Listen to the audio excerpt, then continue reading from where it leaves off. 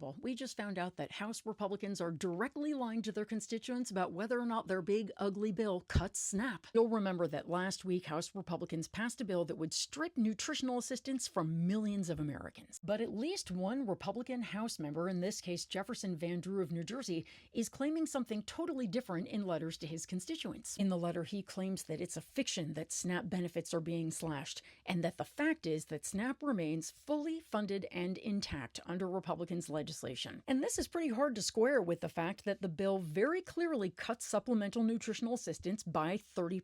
In fact, by just under $290 billion over 10 years. How can anyone call that intact? That's like your boss saying that your paycheck is intact, even after he cuts it by a third. The answer is simple. Republicans are lying. They're pretending that their bill won't cut services because they don't use the word cut a lot, even though the bill contains all kinds of provisions that achieve exactly that. One example is their expansion of SNAP's already harsh and ineffective work requirements. Nearly 11 million people live in households that could lose at least some of their food assistance because of that provision, including about 4 million children and 500,000 adults over 65. Republicans understand perfectly well that work requirements don't add to employment, they just lead to cuts. And after all, remember, if they didn't lead to cuts, they wouldn't be saving any money in the bill. Another sneaky Republican trick, hiding cuts behind something called cost sharing. Because for the first time ever in this bill, they want states to cover between 5 and 25% of the costs of SNAP. But states can't afford this. So if a state can't make up for these massive federal cuts with tax increases or spending cuts elsewhere in its budget, it would have to cut its SNAP program or eliminate it completely. I'd say that qualifies as a cut, wouldn't you? But there's more sneakiness. Republicans also want to prevent benefits from keeping up with food costs by restricting access to something called the Thrifty Food Plan. This basically means that as food prices get higher, SNAP will give you the same amount of money, so you'll have less money every year. But it's not a cut. Of course, all of these are cuts, so let's talk about who's going to be hurt by them. Senior citizens, grandparents, parents, also veterans, people experiencing homelessness, and former foster youth. Also people living in areas that just don't have sufficient jobs. Oh, and farmers, they'll lose about $30 billion